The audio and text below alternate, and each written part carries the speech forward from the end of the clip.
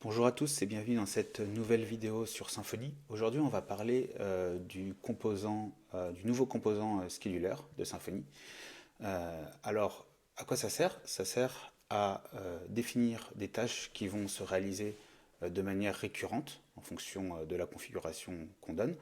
Donc, ce genre de choses, c'était jusqu'à là faisable avec la configuration d'un cron sur le système. Le cron venait lancer, par exemple, une commande de Symfony qui elle-même faisait l'action qu'on voulait. Le problème de cette approche, c'est qu'il faut pouvoir configurer le cron après sur le serveur.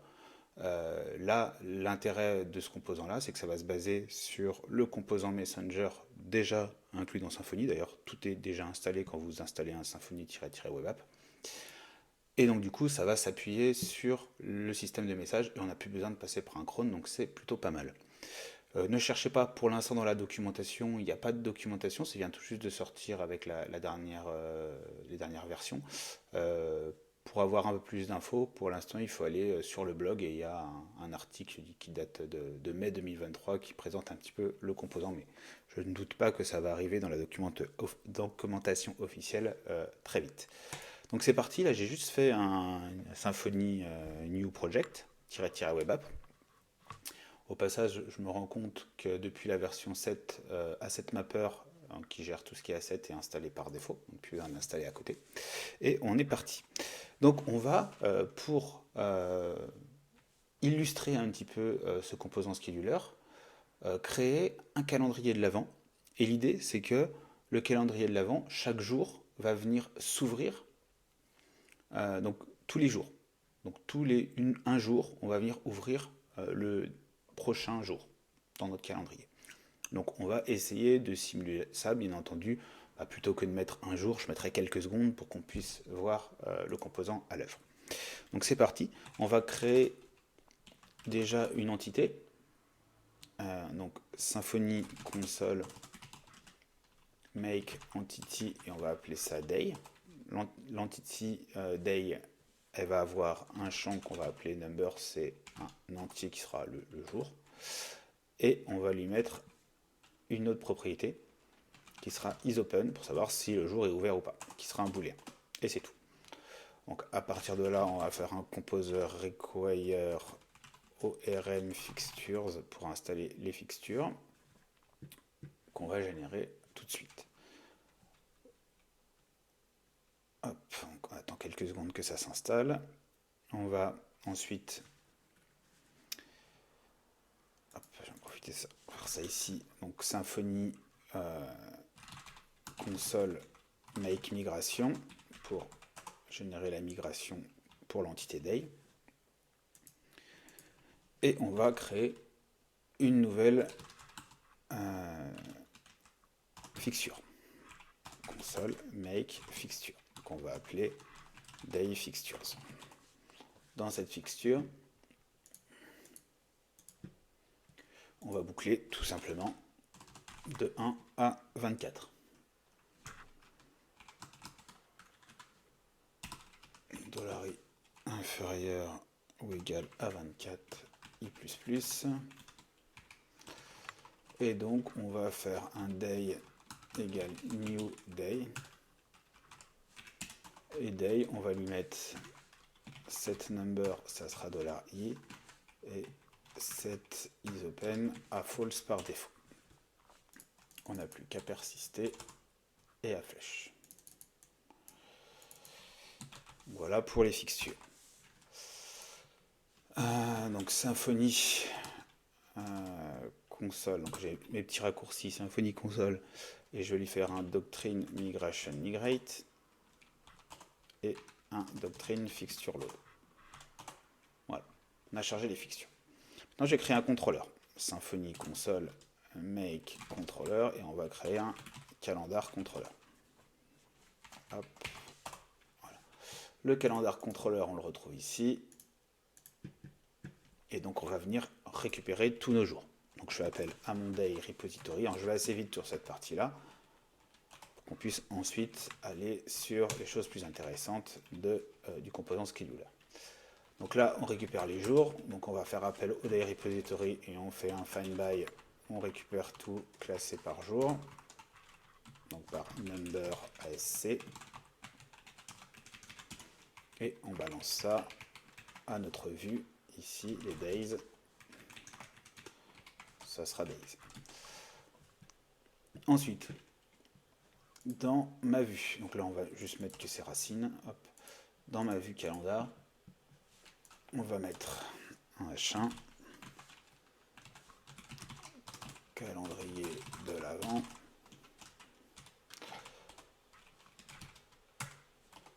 hop, un main avec une classe calendar, et dedans on va boucler sur mes jours, donc for day in days, hop, et on va faire des petites balises articles dans lesquelles on va mettre day.number. Si je vais sur la, donc je vais lancer mon composant, mon serveur, donc Symfony server start, hop, encore une fois j'ai un petit raccourci, et ici on voit bien que j'ai mon calendrier de l'avant et mes jours qui se chargent. Donc pour mettre un tout petit peu de style, je vais faire appel à Pico CSS, petit framework CSS bien pratique. Hop, je copie-colle ça, je vais le mettre dans base. Ici, c'est pas très important. Hop, déjà on a quelque chose d'un peu mieux, et je vais juste faire 2-3 lignes de CSS. Ici on va enlever le background de base. On va lui dire que .calendar, donc la classe que j'ai mis sur mon main, c'est un display de type grid. Le grid template colonne, c'est un repeat autofill de, disons, 300 pixels. On va mettre un petit gap de 0,5 rem et un padding de 1 rem. Tac, et on a notre calendrier. Hop, je peux mettre que les divs à l'intérieur. Elles font un font size de 3 rem. Et c'est des articles. Hop. Voilà. Ok. Je vais centrer tout ça.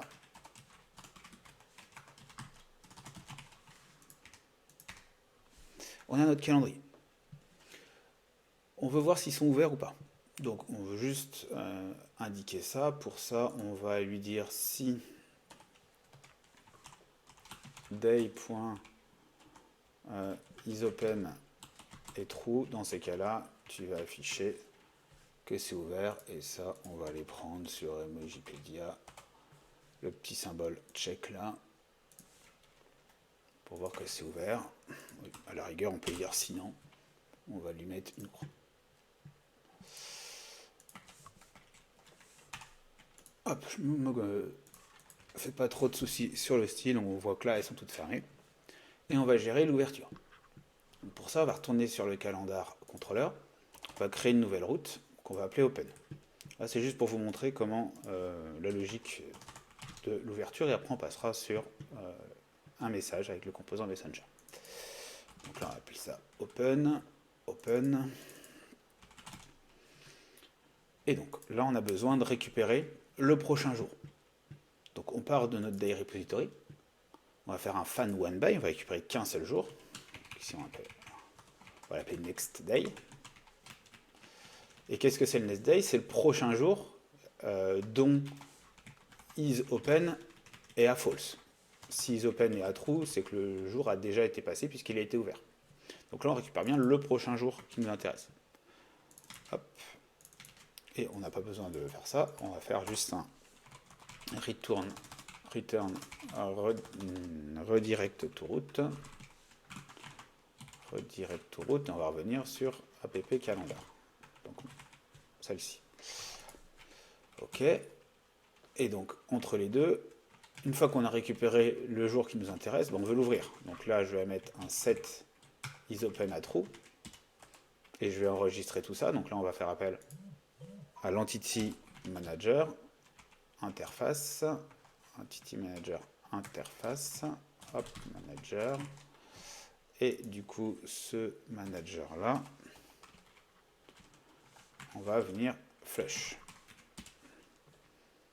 Ok, donc là, quand j'appelle /open, normalement, ça récupère mon dernier jour, ça le passe à true, ça flush et ça revient vers ma vue. Et j'ai juste à ajouter ici un bouton. Hop, on va ajouter un bouton qui va aller vers open. Tac, qui va s'appeler open. Hop, je mets le roll button pour que ça soit joli sous Pico. Hop, on a bien là. Et quand je fais open, j'ai un petit bug. Alors je reviens sur mon ici calendar. Je fais un fan one by is open. Alors next day c'est bien mon day repository fan one by et j'ai ok. Bah, c'est ça que je me suis trompé, c'est fan one by comme ça. Ça c'est l'ordre et du coup number ASC. Ça ira mieux. Ok, donc il y a le dernier qui est ouvert et on les trie par ordre. Et ok, à chaque fois qu'on fait open, ça va bien nous en ouvrir. On est bon. Maintenant qu'on a ça, on veut pas ce bouton open finalement. Nous on veut que, on veut pas pouvoir le faire à la main, c'est juste pour vous montrer, on veut que ça vienne ouvrir ça via notre composant Schedulr. Donc pour ça, il faut qu'on passe par un message. Donc on va déjà faire par étapes, on va déjà faire en sorte que l'action là va passer par un système de messages, et ensuite on passera sur le Schedulr. Donc pour créer un message, on fait Symfony new Symfony console make pardon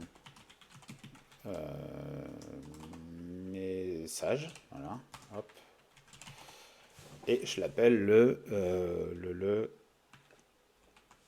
day message, ouais, open day message.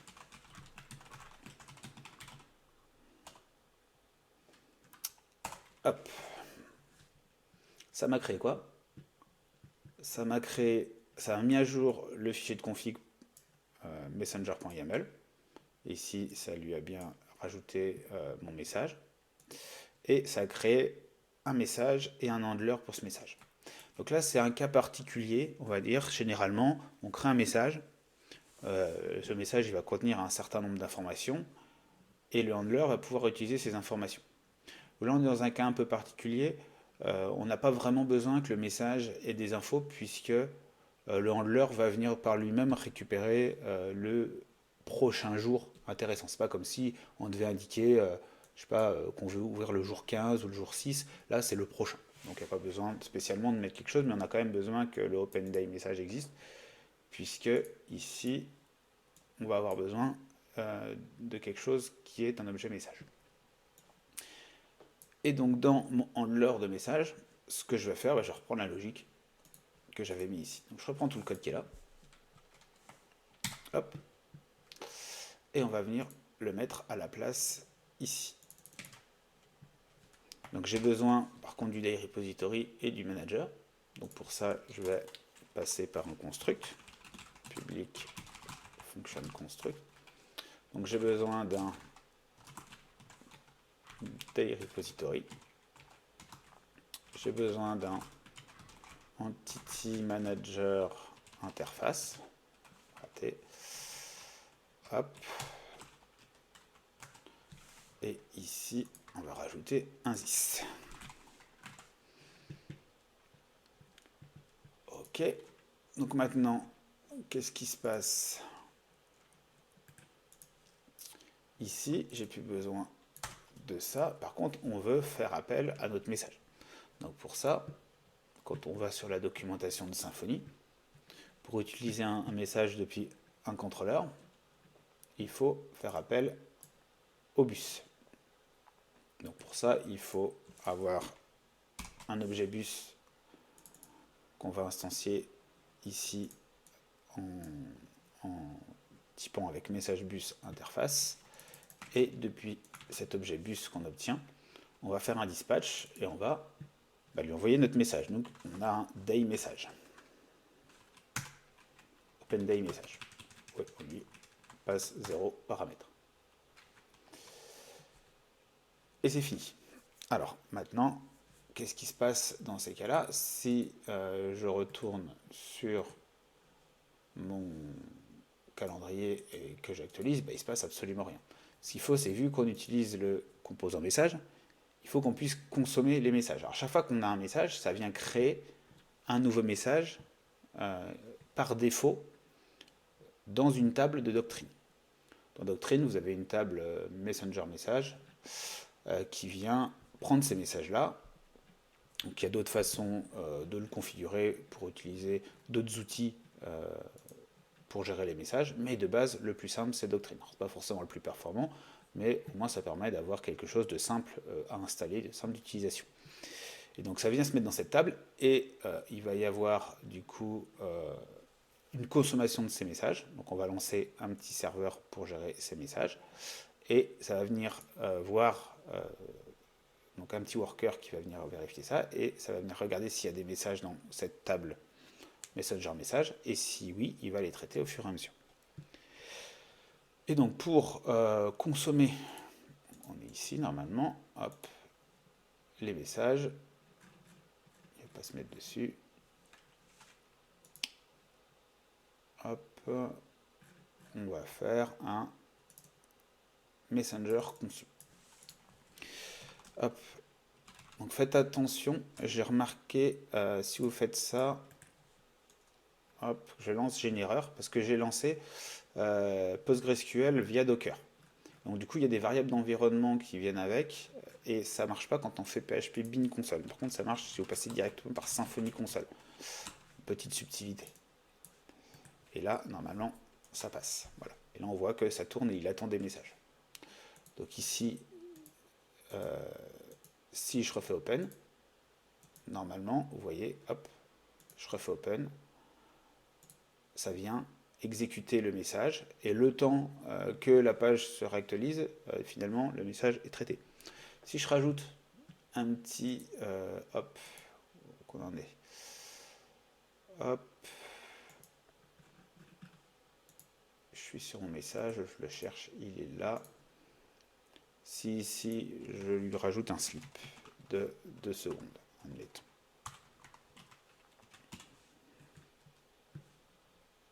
Hop, donc là, je fais un open. On voit que, hop, il ne se passe rien. Et si je vais y aller un peu plus lentement, je fais open. Là, j'ai un slip de 2 secondes. Donc le temps qu'il réactualise, il n'a pas eu le temps de traiter le message et de flusher la base. Quand là, si je fais juste une réactualisation, on voit qu'au bout de 2 secondes, il l'a mis à jour. Donc ça fonctionne bien de manière asynchrone. Maintenant que ça s'est mis en place, je veux finalement que plutôt que de faire open moi-même, que ça se fasse automatiquement tous les jours ou tous les X secondes. C'est là que rentre en compte notre fameux composant scheduler. Donc, faut attention, il faut déjà l'installer. Je coupe mon worker, j'ai un composer require Symfony scheduler. Et on va venir créer un fichier de type schedule qui va implémenter la schedule provider interface. Donc pour ça, dans SRC, hop, je vais créer un nouveau dossier que je vais appeler scheduler. Dedans, je vais créer mon calendar schedule provider .php. Hop, je recopie le code là. Il n'y a pas encore de Symfony make scheduler, donc il faut le faire à la main. Mais ça viendra peut-être par la suite. Donc maintenant que c'est installé, on va bien le renommer ici en calendar scheduler schedule provider. On va mettre le namespace app scheduler.